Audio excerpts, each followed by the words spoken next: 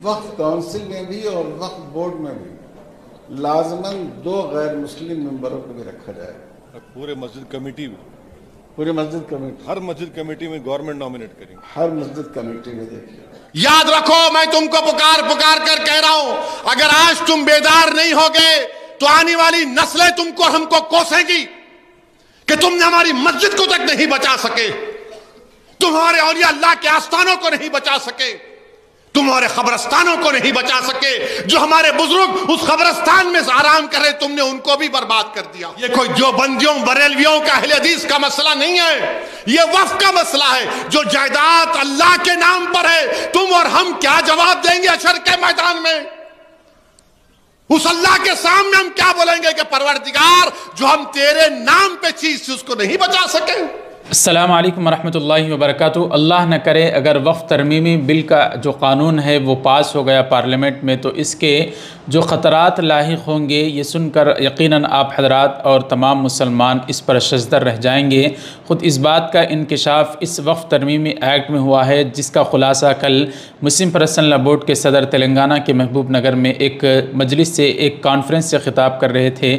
احتجاجی جلسہ محبوب نگر میں منعقد کیا گیا تھا جس سے خطاب کرتے ہوئے مسلم پرسنل لا بورڈ کے صدر مولانا خالد سیف اللہ الرحمانی صاحب کہہ رہے تھے کہ وقف بورڈ میں اب غیر مسلموں کو بھی ممبر بنایا جائے گا، تو اویسی صاحب نے کہا کہ نہ صرف یہ کہ وقف بورڈ میں بلکہ مسجد کی ہر کمیٹی میں حکومت اپنے غیر مسلموں کو یہاں تک کہ بی جے پی والوں کو بھی منتخب کر سکتی ہے۔ یقیناً یہ سوچ کر ہی انسان اور مسلمان حیران رہ جائیں گے کہ کسی مذہب میں دوسرے فریق کو کیسے داخلہ دیا جا سکتا ہے۔ اس کو مسلم پرسنل لا بورڈ کے صدر نے واضح طور پر بیان کیا ہے۔ اویسی صاحب نے بھی کل اسی جلسے سے خطاب کرتے ہوئے اس بل پر اور مسلمانوں کو کیا کرنا چاہیے کیا کہا ہے۔ پہلے صدر بورڈ کا بیان سنتے ہیں، آپ حضرات اس کو تفصیل سے سماعت فرمائیں میرے ساتھ۔ ویڈیو کو ناظرین ابھی لائک کر دیں، شیئر کریں، چینل کو ابھی تک نہیں سبسکرائب کیا تو ضرور سبسکرائب کر دیں۔ سنتے ہیں مولانا خالد سیف اللہ الرحمانی صاحب نے کیا کہا ہے۔ دوسرا پہلو، آپ کے شہر میں مسجدیں ہیں، ظاہر ہے کہ آپ کی مسجد کی جو کمیٹی ہوگی اس کے ذمہ دار کون ہوں گے؟ مسلمان ہوں گے، مسلمان ہی انتظام کریں گے، صدر مسلمان ہوں گے، معتمد مسلمان ہوں گے، اور اللہ تعالیٰ نے خود فرمایا کہ مساجد کا نظم، مساجد کو وہ لوگ آباد کریں گے جو اللہ پر و آخرت پر ایمان رکھتے ہوں۔ لیکن آپ نے سنا ہوگا کہ اس قانون کے تحت وقف کونسل میں بھی اور وقف بورڈ میں بھی لازماً 2 غیر مسلم ممبروں کو بھی رکھا جائے گا۔ پورے مسجد کمیٹی میں پورے مسجد کمیٹی، ہر مسجد کمیٹی میں گورنمنٹ نامینیٹ کریں گے۔ ہر مسجد کمیٹی میں دیکھیے، اور ہمارے جو سپریم کورٹ کے وکیل ہیں، ایڈوائزر ہیں ہمارے بورڈ کے، انہوں نے جوڑ کر بتایا کہ اس قانون کے اعتبار سے وقف کونسل میں ایز اے ممبر اور ایز اے عہدہ، چونکہ جتنے عہدے تھے کہ یہ مسلمان رہیں گے، سو مسلمان کی شرط ختم کر دی گئی، اس لحاظ سے 14 غیر مسلم اس میں شامل ہو سکتے ہیں، اور جو وقف بورڈ ہے اس میں 7 غیر مسلم شامل ہو سکتے ہیں۔ آپ سوچئے، آپ کا ادارہ ہے، ابھی آپ نے سنا ہماری مسجدیں ہیں، اس کے ذمہ دار غیر مسلم ہو جائیں، نہ یہ انصاف کی بات ہے، نہ شریعت اس کی اجازت دیتی ہے، اور نہ ہمارے ملک کے دستور سے یہ چیز بیل کھاتی ہے۔ ہمارے ہندو بھائیوں کے ہاں جو ان کی مذہبی استھل ہیں، آشرم ہیں، مندر ہیں، اور مختلف دوسرے ادارے ہیں، ہمارے سکھ بھائیوں کے ہاں ان کے ادارے ہیں، ان کے ہاں یہ شرط ہے کہ اس کے ہر ممبر کا ہندو ہونا ضروری ہے، سکھ ہونا ضروری ہے۔ ہم کو اس پر کوئی اعتراض نہیں، مسلمانوں نے کبھی یہ نہیں کہا کہ ہم کو بھی اس میں شامل کیجیے، لیکن سوال یہ ہے کہ آپ ہمارے گھر میں داخل ہونے کی کوشش کیوں کرتے ہیں؟ تو آپ سوچئے کہ یہ کتنا خطرناک قانون ہوگا۔ آپ کے جو مذہبی ادارے ہیں، جو مذہبی مقامات ہیں، وہ بھی آپ کے ہاتھوں سے نکل جائیں۔ تو اس طرح سے مولانا خالد سیف اللہ الرحمانی صاحب نے مسلم پرسنل لا بورڈ کے جو صدر ہیں کہا کہ نہ صرف یہ کہ وقف بورڈ میں غیر مسلموں کو شامل کیا جائے گا، اللہ نہ کرے اگر یہ قانون منظور کرا لیا گیا، پاس ہو گیا پارلیمنٹ میں، تو مسجد کی کمیٹی میں بھی غیر مسلموں کو شامل کیا جائے گا۔ آئیے اب سنتے ہیں اویسی صاحب نے کل کے اس جلسے سے اس موقع پر کیا بیان دیا ہے۔ یہ وقف سب کا ہے، مولانا نے کہا یہ عبادت ہے، وقف کرنا عبادت ہے۔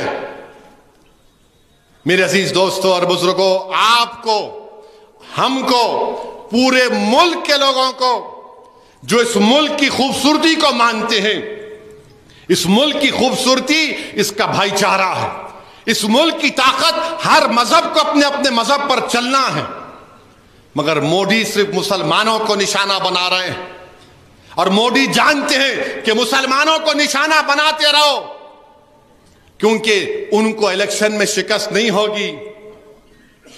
مسلمانوں کو بتاؤ یہ دشمن ہے، ان سے خطرہ ہے۔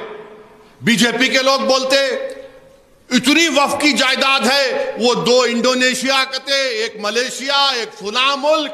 میں ایک صاحب سے پوچھا، میرے سامنے بول رہے تھے، میں نے آپ کیا ٹیپ لے کے میجر کرے؟ نہیں، آپ کے پاس جو ہے کوئی کسی کے کھیت میں جا کے آپ نماز پڑھ لیے تو وقف ہو گئی، آپ کھیت میں جا کے سورہ فاتحہ پڑھے تو وقف ہو گئی۔ میں بولا آپ تو فضیلت الشیخ بولنا پڑے گا آپ کو۔ بولے کیا مطلب؟ میں بہت بڑے عالم دین، تو مسکرائے۔ میں بولا ایک بات بولوں، آپ کو برا نہیں مانے تو؟ بولے بولو۔ بولا میں پارلیمنٹ کے کسی ایک کونے میں جا کے، کیونکہ میں سفر میں ہوتا ہوں، میں قصر کی نماز پڑھ لیا، میں بھی بول دوں پارلیمنٹ وقف ہو گیا؟ نہیں ہو سکتا نا، میری جائیداد نہیں ہے پارلیمنٹ، بھارت کی ہے، بلکہ بھارت کی عوام کی ہے، میری جائیداد تو نہیں ہے۔ بولا آپ کیا بول رہے ہیں؟ اب ان سمجھ میں نہیں آیا۔ آپ کو اٹھنا پڑے گا، بلکہ میں تو بھارت کے تمام مساجد کے اماموں سے اپیل کر رہا ہوں، آپ جمعے کی نماز سے پہلے، جمعے کے خطبے سے پہلے اپنے بیانوں میں اس قانون کی مذمت کریے، اس قانون کی مذمت کریے، بیدار کریے مسلمانوں کو جو خواب غفلت میں ہے ابھی تک۔ یاد رکھو، میں تم کو پکار کر کہہ رہا ہوں، اگر آج تم بیدار نہیں ہوگے تو آنے والی نسلیں تم کو، ہم کو کوسیں گی کہ تم نے ہماری مسجد کو تک نہیں بچا سکے، تم ہمارے اولیاء اللہ کے آستانوں کو نہیں بچا سکے، تم ہمارے قبرستانوں کو نہیں بچا سکے، جو ہمارے بزرگ اس قبرستان میں آرام کر رہے تم نے ان کو بھی برباد کر دیا۔ اٹھو بھارت کے مسلمانوں، یہ وقت اٹھنے کا ہے، میں بار بار تم سے کہہ رہا ہوں، تم اگر مجھ سے نفرت کرے تو کرو مجھ سے نفرت، دل کھول کے کرو، مگر یہ تو سب کا مسئلہ ہے نا میرے بھائی، یہ کوئی جو بندیوں بریلویوں کا اہل حدیث کا مسئلہ نہیں ہے، یہ وقف کا مسئلہ ہے، جو جائیداد اللہ کے نام پر ہے۔ تم اور ہم کیا جواب دیں گے حشر کے میدان میں؟ اس اللہ کے سامنے ہم کیا بولیں گے کہ پروردگار، جو ہم تیرے نام پہ چیز تھی اس کو نہیں بچا سکے؟ کیا جواب دو گے آپ اور ہم؟ بتاؤ۔ تو نوجوانوں، بزرگوں، میری عزت دار ماں اور بہنوں، خوب دعائیں کریے اور احتجاج کے لیے تیار رہیے میرے عزیز دوستوں اور بزرگوں۔ اسی لیے میں آپ سے اپیل کر رہا ہوں، اپنی سیاسی قیادت کو بھی مضبوط کرو، پہچانو ان چیزوں کو۔ جو وکلا ہیں، مسلم وکلا، وہ سیمینار کریں، وہ مسجدوں کے ذمہ داروں سے اجازت لے کر جمعے کے دن جا کر اس قانون کے بارے میں بتائیں۔ جو مشائخین عظام ہیں وہ اپنے خانخواہوں میں نہ بیٹھیں، بلکہ خانخواہوں سے نکل کر رسم شبیری ادا کرنے کا وقت ہے۔ یہ جو لوگ یتیم خانے چلاتے ہیں ان کو خطرہ ہے، مساجد کو خطرہ، درگاہوں کو خطرہ، سب چھین لی جائیں گی۔ جس نے اس طرح کے قانون بنا دیے، میرے بھائی، یہ ہماری لڑائی ہے، یہ ہماری شناخت کی، ہماری عبادت کرنے کی لڑائی ہے۔ یہ اگر آج ہم اس میں کوتاہی کریں گے تو نقصان کس کا ہوگا آپ جان لو، نقصان ہمارا ہی ہونے والا ہے، خدا نہ خواستہ۔ یہی چند گزارشات میں نے اختصار کے ساتھ آپ کے سامنے رکھا ہوں۔ احتجاج کا جب اعلان ہوگا تو احتجاج پرامن ہونا چاہیے، اور پرامن ہی ہوگا انشاءاللہ تعالی۔ جس طرح CAA میں ہماری ماں بہنوں نے برقع پہن کر نکل کر آئے تھے، جس طرح ہمارے بزرگ ہماری رہبری کر رہے تھے وقف کو بچانے کے لیے، ورنہ ایک مسجد ہم کھو چکے ہیں، एक मस्जिद हम खो चुके हैं और मस्जिदों को, खानकाहों को, दरगाहों को, यतीम खानों को हम नहीं खोएंगे इंशाअल्लाह ताला। वाखिर दावान अल्हम्दुलिल्लाहि रब्बिल आलमीन। तो यहाँ नाज़रीन ओवैसी साहब ने और मजलिस के सदर साहब ने जो बयान दिया है, अल्लाह ताला से दुआ करते हैं अल्लाह ताला इस कानून को पार्लियामेंट में जो पास कराने की कोशिश की जा रही है इसको, उनकी कोशिशों को रायगा फरमाए। नाज़रीन इन सारे ख़यालात पर आपकी क्या राय है, ज़रूर अपनी राय से हमें आगाह करें। वीडियो को ज़्यादा से ज़्यादा शेयर करें। मिलते हैं अगले वीडियो में। अस्सलामु अलैकुम व रहमतुल्लाहि व बरकातहू।